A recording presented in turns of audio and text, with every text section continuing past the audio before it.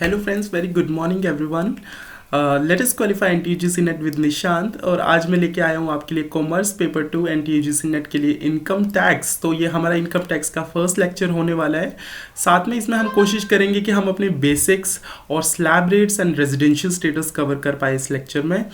तो I hope आपको मेरी पुरानी वीडियोस अच्छी लगी हो। मैं कॉमर्स पेपर 2 और कॉमर्स पेपर जो आपका पेपर 1 है एनटीयूजीसी नेट के लिए, वो आपको फिलहाल यूट्यूब पे टीच करवा रहा हूँ और सारे अच्छे अच्छे टॉपिक्स लाने की कोशिश कर रहा हूँ। तो आई होप आपको वीडियोस पसंद आ रही होंगी। साथ में अभी हमने इनकम टैक्स आज से शुरू कर रहे हैं हम, ये हमारा फर्स्ट लेक्चर है। तो हम बेसिक से शुरू करेंगे और सारी चीज़ें हम कवर करते हुए चलेंगे, बिकॉज बेसिक्स के साथ आपकी पकड़ अच्छी होनी चाहिए, तभी आप आगे का जो मुश्किल पोर्शन है वो कवर कर पाएंगे। साथ में आपको एनटीयूजीसी नेट के लिए इसमें से स्मार्टली स्टडी करना होगा, क्योंकि आपको इसकी कुछ चीज़ें हैं जो लर्न करनी पड़ेगी। फॉर एग्जांपल कुछ सेक्शंस लर्न करनी पड़ेगी, और ट्रस्ट में बहुत इजी सेक्शंस है, आपको याद रहती है, और वही सेक्शंस बार बार पेपर में रिपीट होती है। तो आप वीडियो में अंत तक बने रहे। और साथ में आप अगर अंडर ग्रेजुएट और पोस्ट ग्रेजुएशन कर रहे हैं तो भी आपके लिए वीडियो इंपॉर्टेंट है, आपको टैक्स का इसमें डीप अंडरस्टैंडिंग प्रोवाइड होगी। तो चलिए हम वीडियो लेक्चर शुरू करते हैं। तो here you can see our first slide। So tax होता क्या है? टैक्स जो है वो कंपल्सरी फाइनेंशियल चार्जेस होते हैं, ठीक है। हर इंडिविजुअल पे कंपल्सरी फाइनेंशियल चार्जेस लगाए जाते हैं गवर्नमेंट के द्वारा। जो भी हमारी गवर्नमेंट है वो चार्जेस इम्पोज करती है हर इंडिविजुअल पे या इंडिविजुअल बिजनेसेस पे। जो भी हमारे बिजनेस होते हैं उन पे इम्पोज किए जाते हैं, या फिर अदर एंटिटीज़ जो भी हमारा बाकी की एंटिटीज़ होंगी, जो भी काम चल रहे हैं हमारे देश में, उनके ऊपर गवर्नमेंट कुछ फाइनेंशियल चार्जेस लगाते हैं। बिकॉज हम सभी यहाँ पे सर्विसेज यूज़ कर रहे हैं, जो भी फिर टैक्स को आगे यूज़ किया जाता है, ये सब हम आगे देखेंगे। तो tax are use by the government to generate revenue. देखो, टैक्स गवर्नमेंट यूज़ करती है, जो भी हम टैक्स पे करते हैं उसको गवर्नमेंट यूज़ करती है, और इससे इनका एक मेन रेवेन्यू सोर्स है गवर्नमेंट का for the various public services and functions. तो ये पब्लिक एक्सपेंडिचर जो भी हमारे जनता के ऊपर खर्चा किया जाता है वो इसी रेवेन्यू से किया जाता है। गवर्नमेंट क्या करती है? देखिए, गवर्नमेंट क्या करती है, हमारी टैक्स कमाएगी, ठीक है, टैक्स इम्पोज करेगी, हम टैक्स पे करेंगे, ठीक है, इसकी पेमेंट होगी, और यही जो होगी पेमेंट ये गवर्नमेंट के लिए रेवेन्यू होगा।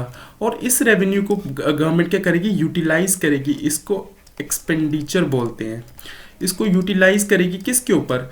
दोबारा पब्लिक के ऊपर, ठीक है, पब्लिक के ऊपर ये यूज़ किया जाएगा। ये जो एक्सपेंडिचर होगा ये पब्लिक के ऊपर किया जाएगा। इंफ्रास्ट्रक्चर डेवलपमेंट की जाएगी, एजुकेशन के लिए यूज़ किया जाएगा, हेल्थ केयर के लिए यूज़ किया जाएगा, डिफेंस में यूज़ किया जाएगा, और सोशल वेलफेयर प्रोग्राम्स के लिए ये यूज़ किया जाएगा। बाकी अगर आप हिंदी वाले स्टूडेंट्स हैं तो मैंने कोशिश की है कि अब मैं थोड़ा हिंदी में भी स्लाइड्स बनाऊंगा, तो आप इस चीज़ को एक बार अपने बिहाफ पे खुद रीड कर सकते हैं। एक बार आप, बाकी मैं हिंदी में ही बोल रहा हूँ, तो आई होप आपको समझ आ रहा होगा। देन चलिए नेक्स्ट स्लाइड्स पे मूव ऑन करते हैं। Tax comes in various form. देखिए, such as income tax, sales tax, property tax, corporate tax and other. अलग अलग तरह के मैंने यहाँ पे टैक्सेस बताया। The amount and type of taxes depends on factors like income. जो टैक्स चार्जेस हैं वो आपके इनकम पे, आपके वेल्थ पे, आपके ट्रांजैक्शंस पे, और प्रॉपर्टी ओनरशिप, आपकी कितनी प्रॉपर्टी है, आप कितने अमीर हो, गरीब हो, कितना पैसा कमाते हो, इस पे डिपेंड करता है कि आपके ऊपर कितना टैक्स इम्पोज किया जाएगा। Tax laws and regulations define how taxes are calculated, collected and enforced. देखिए, जो हमारे टैक्स लॉज बनाए जाते हैं हमारी कंट्री में, वो डिसाइड करते हैं कि किस तरह से हम टैक्स की कैलकुलेशन करेंगे, किस तरह से टैक्स को कलेक्ट करेंगे, और किस तरह से इस नियम को लागू करेंगे। नेक्स्ट स्लाइड देखते हैं हम।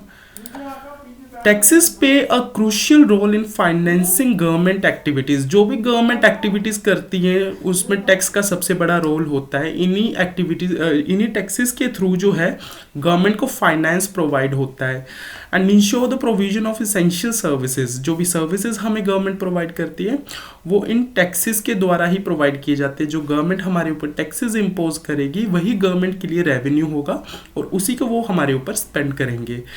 Tax policies and structures vary between countries and subject to the change based on economic condition, government priorities and legislative decisions। यहाँ पे बोला जा रहा है कि जो हमारे टैक्स पॉलिसीज होंगी या टैक्स का जो स्ट्रक्चर होगा वो किस पे डिपेंड करेगा। हर कंट्री का अलग अलग स्ट्रक्चर हो सकता है, अलग अलग नॉर्म्स हो सकता है, अलग अलग रूल्स एंड रेगुलेशंस हो सकते हैं टैक्सेस को इम्पोज करने के ऊपर, ठीक है। तो आई होप आपको इतना क्लियर हो गया होगा। देन देखिए यहाँ पे मैंने बताया है जो कंपलसरी चार्जेस, टैक्सेस क्या होते हैं हमारे, कंपलसरी चार्जेस होते हैं। कौन इम्पोज करता है, गवर्नमेंट इम्पोज करता है। कितने टाइप के होते हैं, डायरेक्ट टैक्सेस होते हैं और इनडायरेक्ट टैक्सेस होते हैं। डायरेक्ट टैक्स हमारा होता है इनकम टैक्स।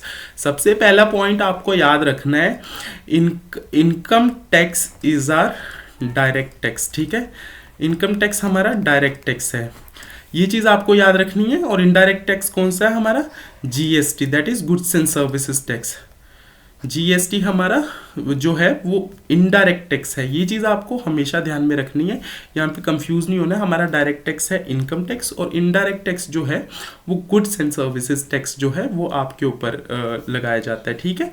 अब एक और क्वेश्चन यहाँ पे आ सकता है कि जो इनकम टैक्स है वो प्रोग्रेसिव है या रिग्रेसिव है। तो इनकम टैक्स जो होगा प्रोग्रेसिव का मतलब क्या होता है कि ये बढ़ता जाएगा या घटता जाएगा, तो इसको प्रोग्रेसिव बोला जाता है। इनकम टैक्स हमारा प्रोग्रेसिव होता है, ठीक है। Income tax is a progressive tax. Progressive क्यों होगा, जैसे हमारी मान लीजिए जो इनकम है, अगर इनकम इंक्रीज होगी तो टैक्स भी इंक्रीज होगा, तो इसको प्रोग्रेसिव बोला जाता है। दोनों चीज़ें बढ़ रही है। वहीं पे जो जीएसटी है, जीएसटी का अलग फंड है, तो जीएसटी को हम जीएसटी वाले टॉपिक में कवर करेंगे, पर इनकम टैक्स प्रोग्रेसिव होता है, आपको अभी के लिए इतना याद रखना है। अब इनकम टैक्स कहाँ पे बताया गया है, जो हमारा 7th शेड्यूल है इंडियन कॉन्स्टिट्यूशन का, उसमें ये सब चीज़ें बताई गई है। आर्टिकल नंबर 246 और हम जो हमारा इसका क्लॉज 3 में दिया गया है कॉन्स्टिट्यूशन के में। देखिए आर्टिकल 246 क्लॉज 3 में क्या बोला गया है ये देख लेते हैं। Clause 1 and clause 2 the legislative state and specific part of power there of the respect of any matters. चलिए इसको मैंने आगे अपने इसमें समझाया हुआ है, तो आप यहाँ से देख लीजिए। जो भी जो हमारे, आपको ये सब पढ़ने की ज़रूरत नहीं है, आप डायरेक्ट यहाँ पे देखिए। जो हमारा 7th शेड्यूल है उसको 3 पार्ट में डिवाइड किया गया है, ठीक है। 7th शेड्यूल को 3 पार्ट में डिवाइड किया है। एक हमारी लिस्ट है list 1, list 2, list 3। First list union list है, second state list, third concurrent list है। अब जो यूनियन लिस्ट है इसमें कौन सी चीज़ें आती है, जो सेंट्रल गवर्नमेंट के अंडर है, ठीक है। और स्टेट लिस्ट में कौन सी चीज़ें आएंगी, जो स्टेट गवर्नमेंट के अंडर है। और जो कॉन्करेंट लिस्ट है इसमें दोनों सेंट्रल और स्टेट गवर्नमेंट साथ में मिलके काम करते हैं, ठीक है। एक बार मैंने यहाँ पे चार्ट बनाया हुआ है, आप ये देख लीजिए, आपको क्लियर हो जाएगा। तो जो इंडियन कॉन्स्टिट्यूशन है उसका 7th शेड्यूल जो है उसमें आर्टिकल नंबर 246 क्लोज 3 जो है उसमें हमें 3 लिस्ट बताई गई हैं, ठीक है। Union list, state list and concurrent list. Union list में सेंट्रल गवर्नमेंट आती है, इसकी एंट्री नंबर 82 में ये सब चीज़ें लिखी गई है कि हम इनकम जो टैक्स होगा वो इनकम के ऊपर इम्पोज करेंगे एक्सेप्ट एग्रीकल्चर इनकम, ठीक है।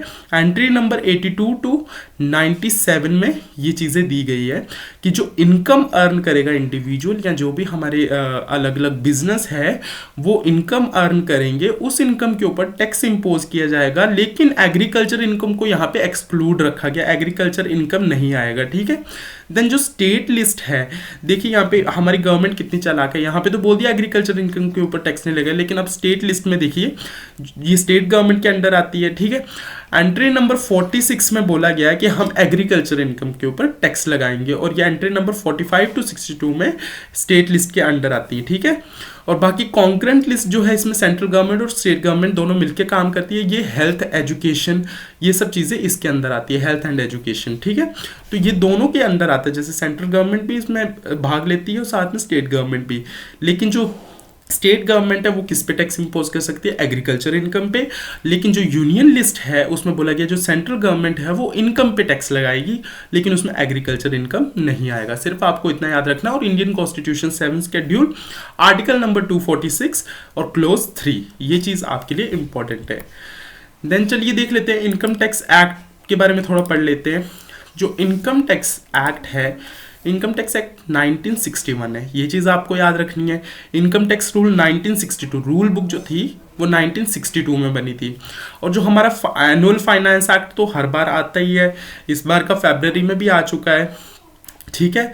देन सर्कुलर जो इशू करती है इनकम टैक्स के, जो central board of direct taxes है हमारा CBDT, central board of direct taxes, जो भी सर्कुलर्स इशू करती है वो हमारे इंपॉर्टेंट होते हैं, ठीक है। देन नोटिफिकेशन जो सेंट्रल गवर्नमेंट की आती है और सीबीडीटी की आती है, और जो जुडिशियल डिसीजंस आते हैं, नए नए रूल्स निकाले जाते हैं, नए नए अमेंडमेंट की जाती है, इन सब चीज़ों को हमें ध्यान में रखना होता है इनकम टैक्स अपना कैलकुलेट करते टाइम, ठीक है। देन देखिए जो सेक्शंस है, सेक्शंस की यहाँ पे हम बात करें तो जो सेक्शन 1 है वो हर एक्ट की, उसमें क्या लिखा होता है, जो सेक्शन 1 है, यहाँ पे सेक्शन 1 की बात हो रही है, ठीक है। तो इसमें शॉर्ट टाइटल दिया होता है। For example income tax act 1961 है क्या, इसका टाइटल दिया होगा, ठीक है। इसकी डेफिनेशन दी होगी एक तरह से, और एक्सटेंट यानी कि ये कहाँ कहाँ पे एप्लीकेबल होगा। जैसे इनकम टैक्स अभी पूरे इंडिया पे लागू होता है और इसकी कमेंसमेंट डेट दी गई है, जैसे इसके 1 अप्रैल 1962 को ये कमेंस हुआ था, मतलब कि लागू हुआ था, तो यहाँ पे लागू की डेट दी गई है। सेक्शन 1 में सिर्फ इतना दिया गया है, ठीक है। देन बात करते हैं हम सेक्शन 2 की। तो सेक्शन 2 में आपकी डेफिनेशन प्रोवाइड की गई है, इनकम टैक्स की फुल फ्लेज्ड जो डेफिनेशन है वो दी गई है। सेक्शन 3 में हमें प्रीवियस ईयर की डेफिनेशन दी गई है। सेक्शन 4 में हमें चार्ज ऑफ इनकम टैक्स दिया गया है कि इनकम टैक्स किन पे चार्ज किया जाएगा। देन सेक्शन 5 जो है उसमें स्कोप दिया गया है इनकम टैक्स का। सेक्शन 6 में रेजिडेंशियल स्टेटस बताया गया है। तो चलिए अब हम सेक्शंस भी शुरू कर देते हैं आज से ही। तो सेक्शन 2 सबसेक्शन 7 जो है वो एसएससी के बारे में है। एसएससी होता कौन है? Assessee means a person by whom any tax or any sum of money is payable under this act. Assessee कोई ऐसा पर्सन होगा जिसके ऊपर टैक्स इम्पोज किया जाएगा और वो उसका अमाउंट जो है वो पे करेगा, मतलब कि वो उसका भुगतान करेगा। तो उस जो पर्सन टैक्स का भुगतान करेगा, जो उसको पेमेंट करेगा, कोई पर्सन होगा, जो भी एक पर्सन है वो उस टैक्स को पे करेगा, ठीक है, पेमेंट करेगा, टैक्स पेमेंट करेगा, उसको हम बोलेंगे एसएससी, ठीक है। वो पर्सन एसएससी होगा। देखिए, every person in respect of whom any proceedings under this act has been taken for the assessment of his income of the income of any other person in respect of whom he is assessable or of the law sustained by him or such by such other person or of the amount of refund due to him or to such other person। बोला जा रहा है कि assessee कौन होगा? कोई भी ऐसा पर्सन जिसके ऊपर इस इनकम टैक्स एक्ट के अंडर उसकी इनकम कैलकुलेट की जाती है, उसको टैक्स पे करना पड़ता है या किसी के बिहाफ पे टैक्स पे करना पड़ता है, उस पर्सन को हम बोलेंगे एसएससी। यहाँ पे देखिए दो चीज़ें आ रही हैं, एक तो पर्सन 1 है जो टैक्स पे कर रहा है, लेकिन ज़रूरी नहीं ये एसएससी जो हो ये अपना ही टैक्स पे कर रहा हो, क्या पता है किसी के बिहाफ पे कर रहा है, तो एसएससी वो भी हो सकता है जो वो किसी के बिहाफ पे टैक्स पे कर रहा है, ठीक है। Every person who is deemed to be an assessee under any provision of this act. अब डीम्ड टू बी एसएससी का मतलब ये होता है कि जो किसी के बिहाफ पे काम कर रहा है। Every person who is deemed to be an assessee in default. अब एसएससी इन डिफॉल्ट क्या होता है? जिसको बाय डिफॉल्ट उस किसी और का टैक्स पे करना पड़ रहा है, क्या पता दूसरा पर्सन जो है वो उसका दिवालिया घोषित हो गया है या फिर वो टैक्स पे नहीं कर सकता है, तो उसके बिहाफ पे उसको बाय डिफॉल्ट टैक्स पे करना पड़ रहा है। और डीम्ड एसएससी वो होता है जो पता होता है कि अगर ये पर्सन टैक्स पे नहीं करेगा तो इसको करना पड़ेगा। तो in simpler terms an assessee is a person who is liable to pay any tax. कोई ऐसा पर्सन जो टैक्स पे करने के लिए लाइबल है, यानी कि उसको टैक्स पे करना पड़ेगा। और other sum of money under the income tax act. Income tax act के अंडर उसको टैक्स पे करना पड़ेगा अपना या किसी के बिहाफ पे। This includes individual. इंडिविजुअल कौन होता है ये हम आगे देखेंगे। हिंदू अनडिवाइडेड फैमिली HUF आ जाएगा आपका, कंपनीज आ जाएंगी, फर्म्स आ जाएगी, एसोसिएशन ऑफ पर्सन AOP आ जाएगा, बॉडी ऑफ इंडिविजुअल BOI आ जाएगा, ठीक है, and any other such person entity subject taxation under the act. This definition is broad and include individuals against whom assessment proceedings are initiated, those deemed to be an assessee under specific provision and those deemed to be in default. The term fundamental in the determining who is subject to taxation and previous proceedings under the income tax act. तो ये जो definition है SSC की, ये broad है हमारी, इसमें Hindu undivided family, individual, companies, association of person, body of individual, इनको भी एक्सप्लेन किया जा रहा है।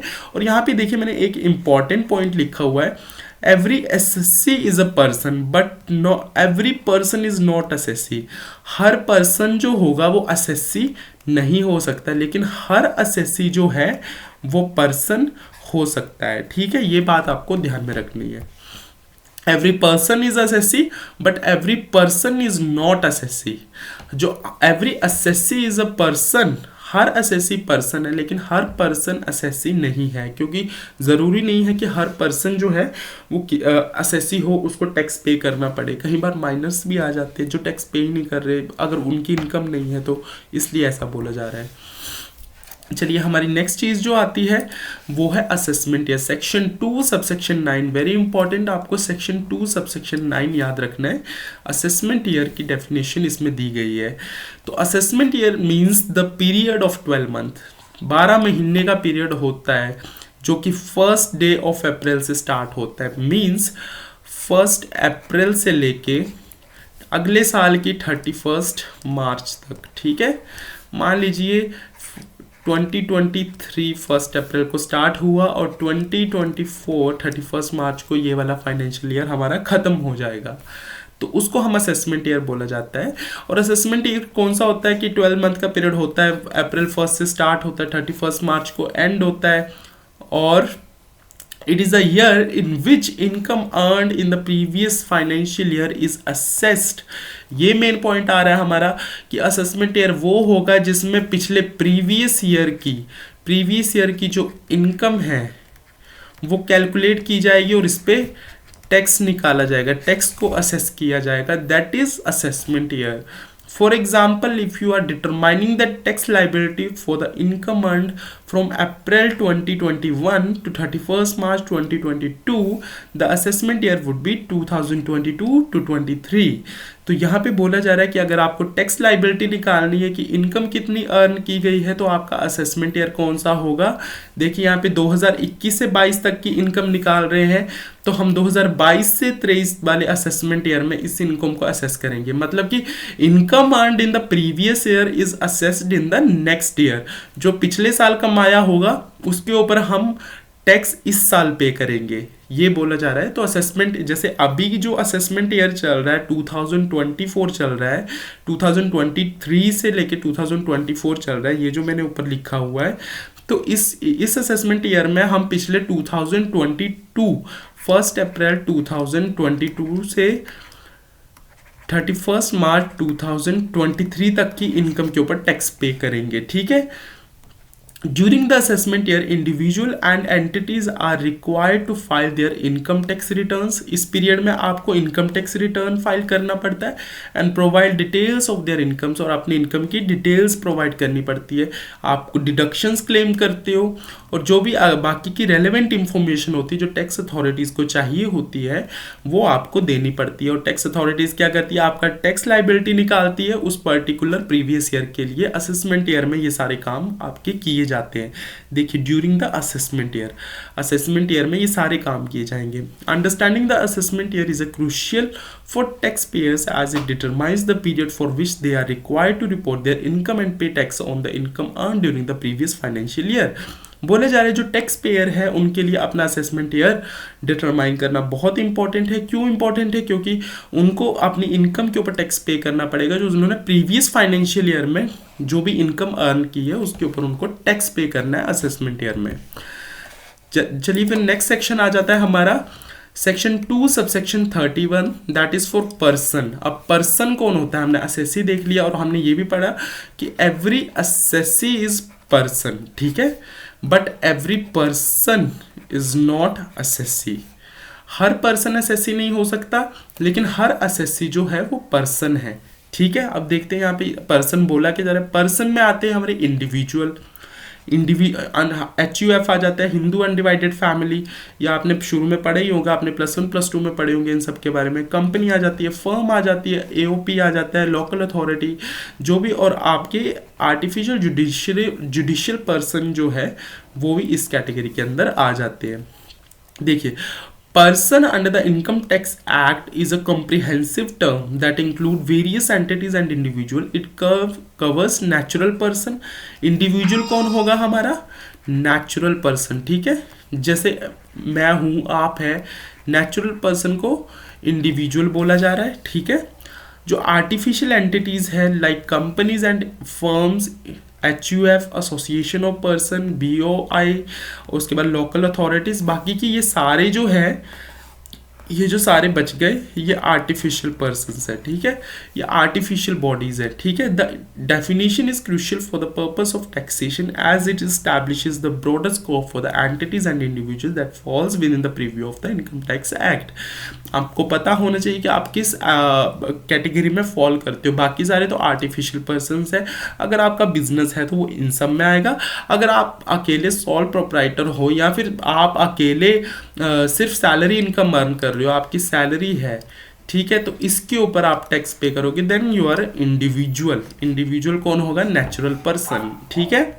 तो सेक्शन 2 सबसेक्शन 31 में आपको पर्सन की डेफिनेशन दी गई है, उसमें बताया गया है कौन पर्सन क्या है और किस हिसाब से इनको कैटेगराइज किया गया है। तो आपको सेक्शन 2 सबसेक्शन 31 याद रखना है। देन आता है हमारे सेक्शन 3।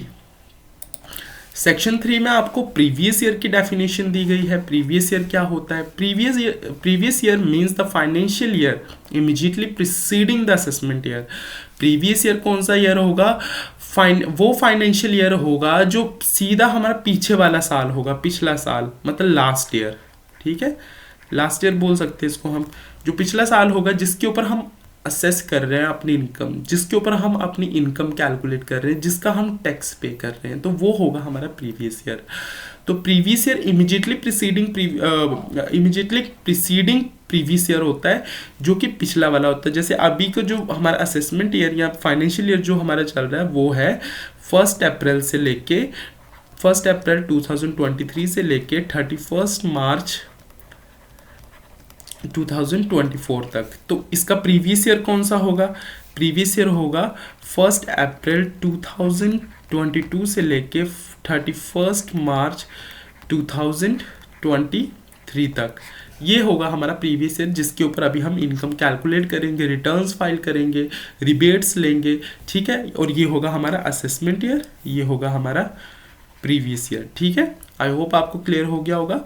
यहाँ पे लिखा भी हुआ, अगर आप अपनी टैक्स लाइबिलिटी डिटरमाइन कर रहे हैं 2022-23 के लिए, तो the previous year would be the financial year starting from 1 April 2021 to 31 March 2022। तो आप अगर ये आपका अगर असेसमेंट ईयर है, इसके लिए आप टैक्स लाइबिलिटी कैलकुलेट कर रहे हो प्रीवियस ईयर के लिए, तो प्रीवियस ईयर आपका ये वाला होगा। आई होप आपको क्लियर हो गया होगा। चलिए अब नेक्स्ट टॉपिक पे चलते हैं। यहाँ पे आप देख सकते हैं कुछ एक्सेप्शंस भी है। सेक्शन 3 में प्रीवियस ईयर दिया गया है, ठीक है। एक्सेप्शंस क्या लिखी गई है? प्रीवियस ईयर तो हमने देख लिया कि हम पिछले साल को प्रीवियस ईयर कंसीडर करते हैं, जिसके ऊपर हम टैक्स लाइबिलिटी कैलकुलेट करते हैं, बेसिकली टैक्स लाइबिलिटी कैलकुलेट करते हैं। लेकिन एक्सेप्शंस भी है। फॉर एग्जांपल, अगर आपका न्यू बिजनेस है तो जिस डेट से वो स्टार्ट हुआ है बिजनेस, फॉर एग्जांपल अब हम बोल रहे हैं 31 अप्रैल से लेके 31 मार्च तक होगा प्रीवियस ईयर, बट अब कोई नया बिजनेस स्टार्ट हुआ है, मान लीजिए इसकी जो स्टार्टिंग डेट है, जो जिस कमेंसमेंट डेट है, मान लीजिए 21 सितंबर है, 21 सितंबर, तो फिर ये 31 मार्च तक कंसीडर करेंगे हम, ठीक है। सितंबर, अक्टूबर, नवंबर, दिसंबर, जनवरी, फरवरी, मार्च, तो ये इसका प्रीवियस ईयर कितने मंथ्स का होगा? सिर्फ 7 मंथ्स का होगा, ठीक है। तो ये एक एक्सेप्शन हो गई प्रीवियस ईयर की, जो हमारा 1 अप्रैल से स्टार्ट नहीं हो रहा है। और अदर केसेस कौन से होंगे? फ्रॉम 1 अप्रैल टू, बाकी के केसेस में हमारा 1 अप्रैल टू 31 मार्च ही चलेगा। तो एक एक्सेप्शन आपको समझ आ गई। न्यू बिजनेस के केस में जहाँ से बिजनेस स्टार्ट हुआ है वहीं से हम उसका प्रीवियस ईयर कंसिडर करेंगे। देन आता है हमारा section 4। Charge of income tax, इस सेक्शन में बोला गया है कि हम इनकम टैक्स चार्ज करेंगे, और इनकम टैक्स कौन चार्ज करेगा, हमारा जो भी सेंट्रल गवर्नमेंट है वो चार्ज करेगी। Central act act that income tax shall B charge by any assessment year at any rate और rates, income tax at the rate or those rates shall be charged for the year in accordance with and subject to the provisions including provision for levy of additional income tax of this act is respect of the total income of the previous year of the person, provided that nothing contained in the section shall render any individual, Hindu undivided family or any other person liable to pay tax in respect of the total income of any previous year, any other person, if tax has been paid by such other person in accordance with the provisions of this act। यहाँ पे बोला जा रहा है income tax act के under दिया गया है, जो इनकम टैक्स जो है वो चार्ज किया जाएगा आपके ऊपर जो भी रेट्स होंगे, जो भी जिस रेट्स के अंदर या जिस कैटेगरी के अंदर आप फॉल करोगे उसके अकॉर्डिंग आपको सारे रूल्स एंड रेगुलेशंस मानने पड़ेंगे और आपको उसके अकॉर्डिंग ही अपना टैक्स पे करना पड़ेगा। आप कोई भी रेट्स अडॉप्ट नहीं कर सकते हो, जिस कैटेगरी में आप फॉल करोगे आपकी जितनी इनकम होगी उसके अकॉर्डिंग आप टैक्स पे करोगे। In respect to the income chargeable under the head salary, income tax shall be deducted at the source or paid in advance. देखिए पेड इन एडवांस और डिडक्टेड एट द सोर्स, इसका भी concept हम बाद में करेंगे। Where it is payable under any provision of this act before determining the income under the head salary. तो आपको बाकी सब ये सारे सेक्शंस अभी आगे हम करेंगे कि किस तरह से हम अपनी इनकम टैक्स चार्ज किस तरह से करते हैं और किस तरह से कैलकुलेट करते हैं। तो नेक्स्ट हमारा जो पॉइंट आता है वो आता है charge of income tax. Section 4 ही है, ये अभी हमारा सेक्शन 4 ही चल रहा है कि इनकम टैक्स को किस तरह से चार्ज किया जाएगा। ठीक है, अब सिंपलर वर्ड्स में देख लीजिए कि किसी असेसमेंट ईयर में जब हम टैक्स कैलकुलेट करेंगे तो उसके क्या की पॉइंट्स लगेंगे। चार्ज ऑफ इनकम टैक्स, जो भी हमारी सेंट्रल अथॉरिटी है वो हमारे प्रीवियस ईयर के ऊपर इनकम टैक्स चार्ज करेगी, उनके ऊपर पूरी अथॉरिटी रहेगी। प्रोविजियो क्या है, proviso ensures that no person is made liable to pay income tax in respect of the total income of any other person if that other person is already paid the tax as per the provision of the income tax। प्रोविजियो ये है कि कोई भी person किसी और person का income tax पे नहीं करेगा अगर उस पर्सन ने पहले से टैक्स जो है वो पे कर दिया है, उसने ऑलरेडी टैक्स पे कर दिया है। Deduction of the tax at source क्या होता है, income chargeable under the head salary income tax shall be deducted at the source. देखिए सैलरी में के केस में मोस्टली ये होता है कि जब आपकी सैलरी आती है तभी वो डिडक्टेड एट द सोर्स हो जाता है इनकम टैक्स, और पेड इन एडवांस उसको हम बोला जाता है before determining the income under the head salary. ठीक है, section 4 establish the foundation principle of the charge of income tax and sets the framework for the competition and payment of the income tax. Section 4 आपका बहुत important है क्योंकि यही एक fundamental एक foundation form करता है कि किस तरह से टैक्स किया जाएगा। अब चलिए यहाँ पे एक और पॉइंट आता है कि हमारा जनरल रूल जो है वो कहता है income of the previous year is taxable in the assessment year. ये हमारा जनरल रूल है। ठीक है, प्रीवियस ईयर की जो इनकम होगी वो हम असेस करेंगे असेसमेंट ईयर में, और इसी साल में हम क्या करेंगे उसकी पेमेंट करेंगे। ठीक है, पेमेंट करेंगे असेसमेंट ईयर में किसकी, प्रीवियस ईयर की इनकम की। इसमें अर्न करेंगे इनकम प्रीवियस ईयर में, और असेसमेंट ईयर में इसकी पेमेंट करेंगे। किसकी पेमेंट करेंगे, टैक्स पेमेंट करेंगे। ठीक है, ये हमारा जनरल रूल है, लेकिन इसके कुछ एक्सेप्शंस भी है, और वो एक्सेप्शंस क्या है, where the income of the previous year is taxable in the previous year itself. अब प्रीवियस ईयर की इनकम का जो टैक्स है वो हम पे कर देंगे प्रीवियस ईयर में। ऐसे एक्सेप्शंस भी है, जैसे income of a non resident shipping business.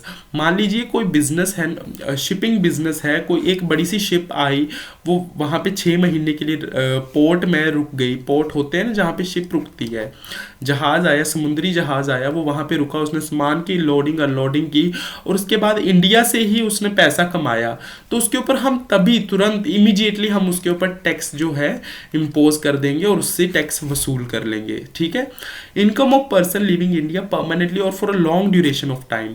अब कोई पर्सन है वो इंडिया से भाग रहा है या फिर बाहर जा रहा है, कुछ ज़्यादा लंबे पीरियड के लिए जा रहा है या फिर परमानेंटली जा रहा है, तो मान लीजिए अभी तो उसका असेसमेंट ईयर या उसका करंट ईयर जो भी चल रहा है उससे उसने जितना पैसा इंडिया से कमाया उसका टैक्स भी हम उसी टाइम वसूल लेंगे। अब कोई बिजनेस है वो बंद होने जा रहा है तो उसका टैक्स भी वसूल लिया जाएगा। मान लीजिए आज की डेट में बंद हो रहा है बिजनेस आपका, तो उसको आज ही आपको टैक्स देना पड़ेगा जो भी पिछले 5-7 महीने बीत गए हैं इस फाइनेंशियल ईयर के। और जो एओ बीओआई और एजीपी है आपका formed for a particular business, अब जैसे जो भी आपकी ये बॉडीज आर्टिफिशियल बॉडीज बनाई जाती है, बॉडी ऑफ इंडिविजुअल हो गया या फिर आर्टिफिशियल जुडिशरी पर्सन हो गया या फिर एसोसिएशन ऑफ पर्सन हो गया, किसी पर्टिकुलर मोटिव के लिए ये चीज़ें आपके संगठन बनाए गए थे, अब ये भी बंद हो रहे हैं तो इन्होंने जो कमाई की है उसका टैक्स भी आपका उसी फाइनेंशियल ईयर में वसूल लिया जाएगा। Then person likely to transfer property to avoid tax, अब कोई पर्सन है वो टैक्स अवॉइडेंस करना चाहता है और वो प्रॉपर्टी ट्रांसफर कर रहा है अपनी, तो उसका टैक्स भी यहाँ पे वसूल लिया जाएगा। ठीक है, चलिए तो बाकी का हम आई गेस नेक्स्ट लेक्चर में करेंगे। नेक्स्ट लेक्चर में हम करने वाले हैं कि हम किस तरह से इनकम कैलकुलेट करते हैं और नेक्स्ट लेक्चर में हम कोशिश करेंगे कि हम अपने टैक्स स्लैब्स और अपना रेजिडेंशियल स्टेटस भी कवर कर लें। तो आज की वीडियो में इतना ही। आई होप आपको वीडियो पसंद आई होगी और ये हमारा फर्स्ट लेक्चर था। नेक्स्ट लेक्चर में आपके लिए जल्दी लेके आऊँगा। So thank you and have a nice day. मिलते हैं नेक्स्ट वीडियो में।